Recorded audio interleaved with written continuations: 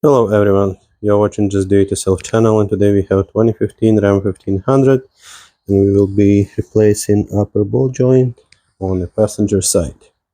So the vehicle is lifted on a jack stand, so now I'll go ahead and remove the wheel. It's 22mm socket. Get the wheel off using electrical or battery powered impact.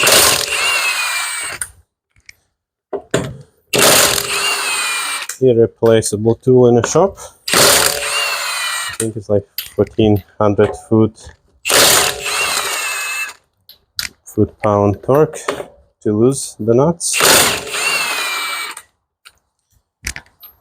Costs a lot, but does more than it costs, so get that off. Yeah. So next I'll remove the fender liners. So there are a few 8mm screws around, and also a few plastic clips, as well as depends how your mud flap is attached. There will be few screws over there, but the idea is to get this part down so we have enough room above the ball joint to install the. So I also will be fixing some rust on the fender, so that's kind of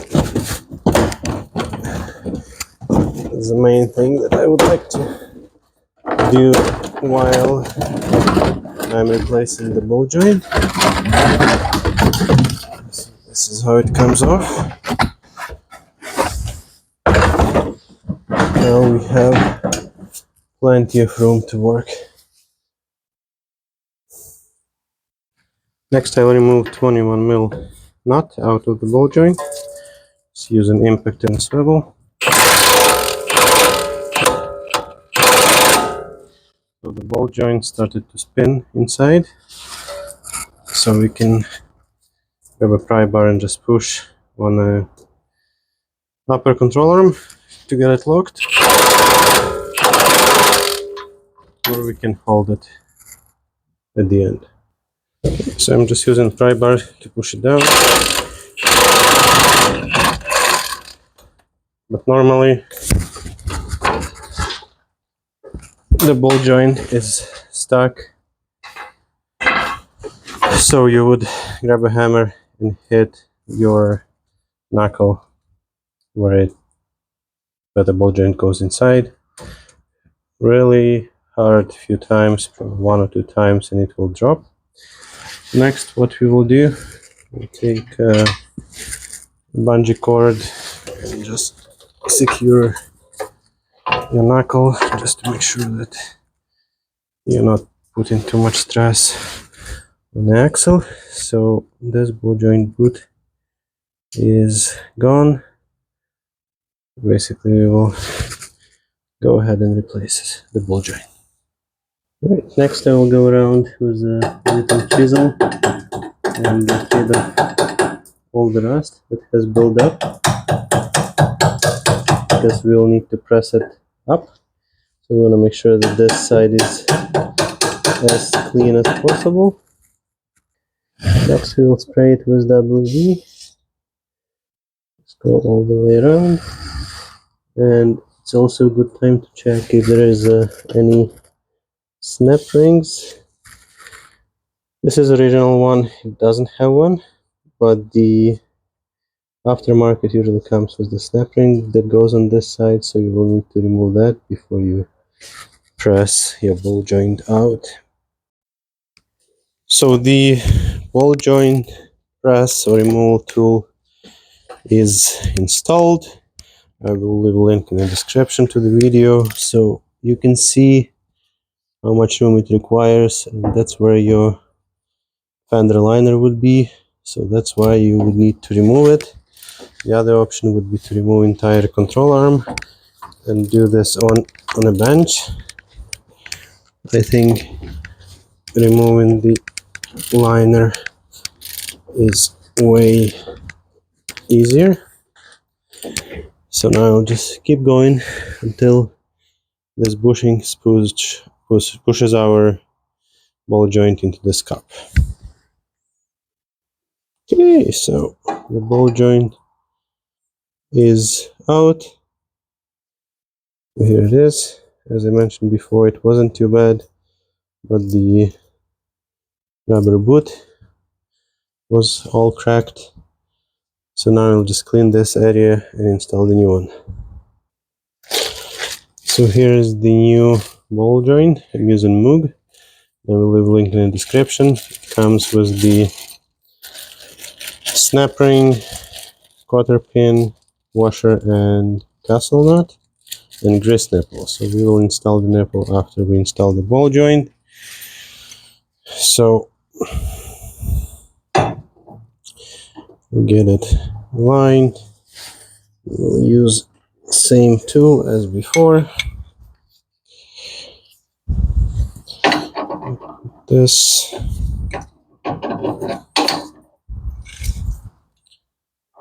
this and we put this receiver as well as the oops.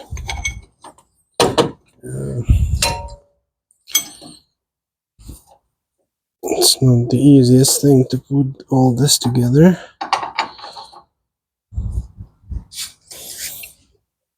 But when you did, you did. So here it's important to make sure that everything is going in straight. And if it does, it should go in quite easily. Seems to be okay. So now I'll just grab my ratchet and try to push it in.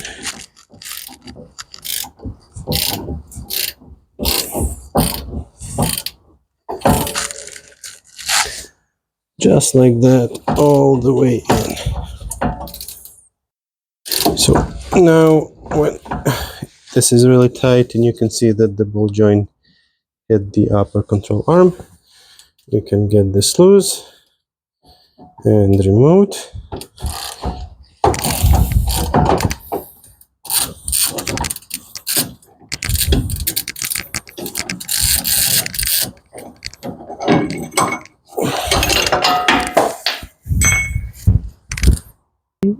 Next we will install this snap ring. You'll need the special pliers for that. So as always, there will be a link in the description.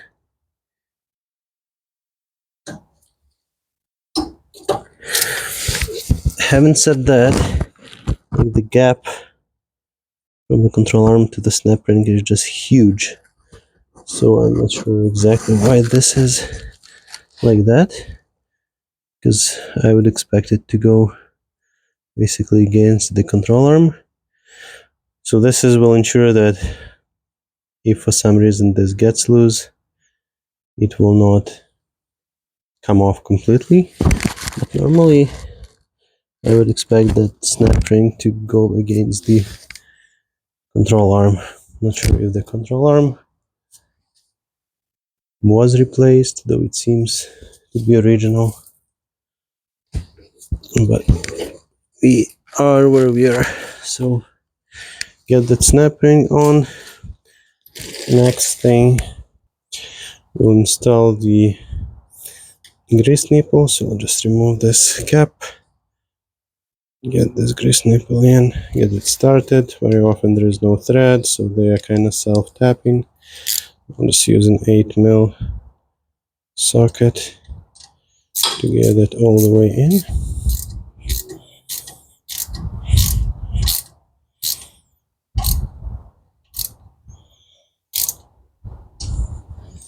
Just like that. Next we will put our knuckle back in.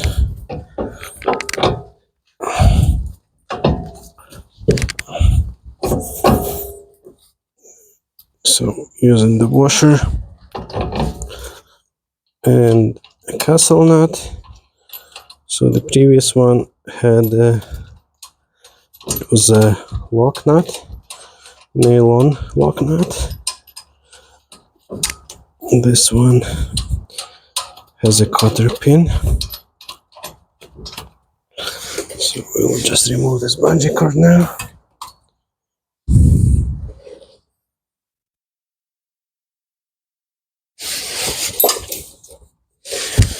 We'll get the impact to work.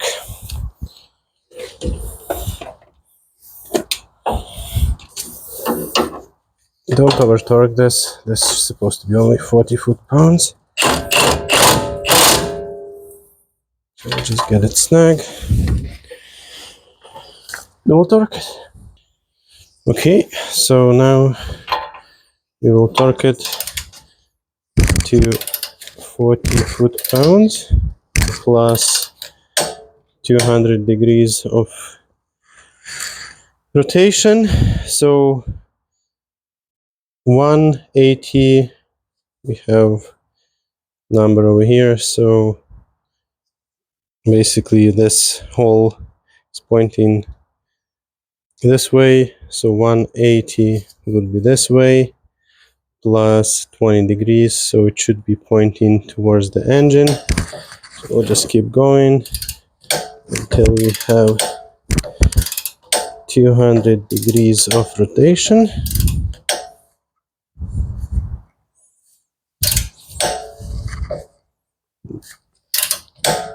That's about it. So 40 foot-pounds plus 200 degrees. And seems like our cotter pin hole is in the right spot. We'll put that cotter pin in. Oops. Give it another try.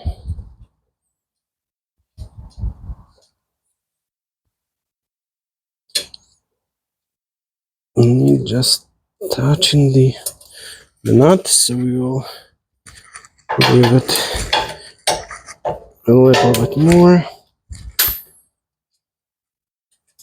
Here we go. We'll just lock it.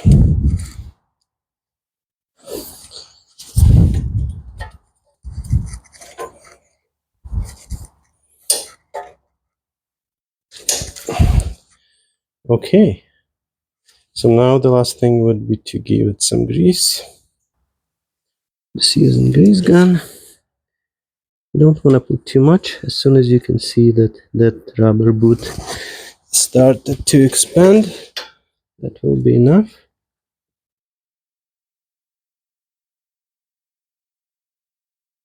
So I can see that it's getting grease inside, so that should be good. Next I will reinstall the fender liner, same as it was installed before.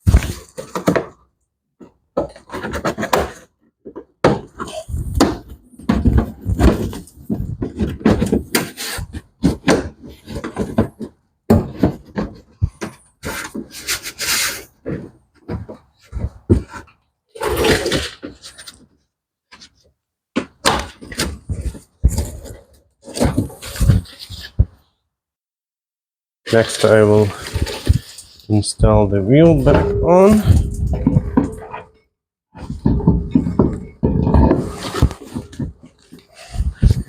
And fire lug nuts. So when it comes to the torque, there are two different lug nuts. One is the cone shape and the other one is flange.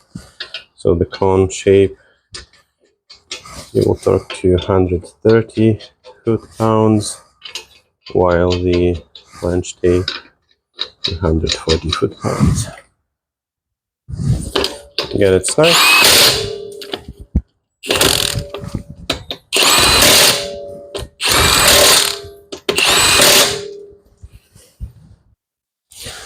We'll do 130, this cross pattern.